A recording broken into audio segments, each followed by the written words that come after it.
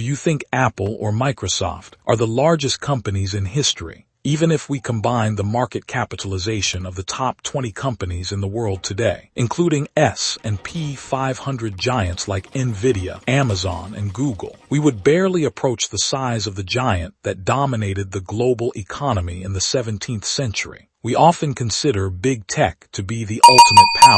But imagine a company that didn't just have lobbyists, but possessed warships. A company that didn't just own warehouses, but owned entire countries. It is the Dutch East India Company, VOC. Adjusted for inflation and current value, this company's value at its peak reached a staggering figure, $7.9 trillion. That is a number equal to the GDP of Japan and Germany combined today. How did a small group of merchants in a muddy corner of Europe manage to achieve this? And more importantly, how did they lose it all? The Dutch built the first stock exchange, but they built it using financial instruments, such as checks and concepts of partnership, that they learned from Venetian merchants, who in turn learned them from the markets of Baghdad. The English word check actually has an Arabic origin, derived from the word sack, the document that a Muslim merchant would write in Baghdad and cash in Andalusia. But the Dutch took these concepts and did something the world had never seen before: the initial public offering, IPO. In 1602, in a crowded hall in Amsterdam, a revolution occurred. It became possible for any ordinary citizen, from the wealthiest mayors to the poorest servants, to buy a paper proving their ownership of a part of the company. And thus,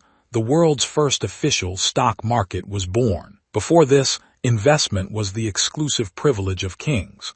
Now, it belonged to the people. People sold their home furniture and jewelry to buy a single share. It then paid annual dividends averaging 18% for 200 consecutive years. It is an investment unparalleled in history. But this market brought madness as well. In the 1630s, the same investors who bought the company's shares fell into the trap of Tulip Mania, where a single flower bulb sold for the price of an entire palace. The Dutch didn't just invent the stock market, they invented the financial bubble too. How did they achieve these profits? Through the most dangerous supply chain ever created. Company headquarters, Batavia, currently Jakarta, Indonesia. The arterial route supply line, starting from Amsterdam, descending through the Atlantic, and rounding Africa. It wasn't like shipping an iPhone today. The voyage was a death sentence and took 8 months. Sailors faced scurvy, vitamin C deficiency, where their teeth would fall out and old wounds would reopen. Statistics indicate that on some voyages, 1 out of every 3 sailors died before reaching the destination. The company was literally fueling its profits with human lives. To solve this problem, the company founded the city of Cape Town in South Africa to serve as a gas station and storehouse for ships. Fresh vegetables from Cape Town saved thousands of lives, proving that logistics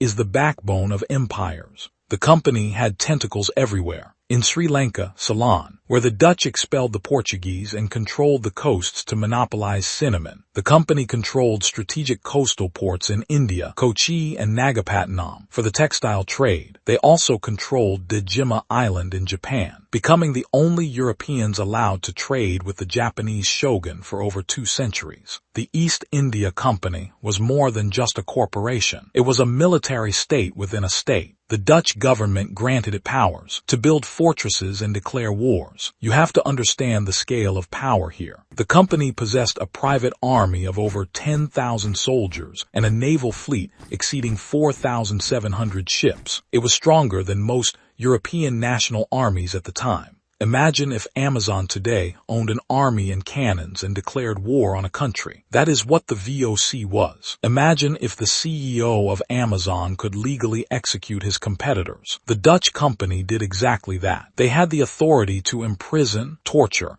and execute anyone who threatened their trade without consulting the government, to the extent that they minted their own currency. Coins in Indonesia were not issued by a king, but by a company CEO. The company didn't trade in gold to generate massive profits, but in spices. At that time, nutmeg and cloves were worth their weight in gold in Europe and were even used as medicine. A single sack of nutmeg could buy a house in London. The company controlled the Spice Islands, modern-day Indonesia, with absolute brutality. But there was a problem. The British East India Company, their arch-rival, was there too. The competition led to one of the strangest deals in history. The British controlled a tiny, microscopic island called Run Island, which was full of nutmeg. The Dutch desperately wanted this island to complete their monopoly. So in 1667 they struck a deal. The British would give Run Island to the Dutch, and in exchange, the Dutch gave the British a useless, swampy colony in North America called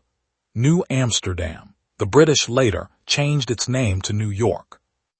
Yes, the Dutch traded Manhattan for a sack of nutmeg. That was the value of spices. To keep prices high, they exterminated almost the entire population of the Banda Islands under the orders of Governor-General Jan Pieter Soon Cohen, known as the Butcher of Banda. They replaced the population with their own workforce and burned rival spice plantations to reduce market supply. It was a 100% bloody monopoly. However, as is the case in financial markets today, the company that reached a value of $7.9 trillion fell due to an internal enemy, corruption. Its acronym, VOC, was sarcastically reinterpreted by the public as Vergaan onder corruptie, meaning perished under corruption. How did this happen? The managers manipulated the books. In its final decades, the company was actually losing money, yet they continued to pay those famous dividends, 18%, to keep the stock price high. It turned into something resembling a massive fraudulent Ponzi scheme, paying old investors with new debt until the debt became unsustainable. Employees were skimming profits for themselves. Debt accumulated to fund constant wars, and British competition began to break their monopoly.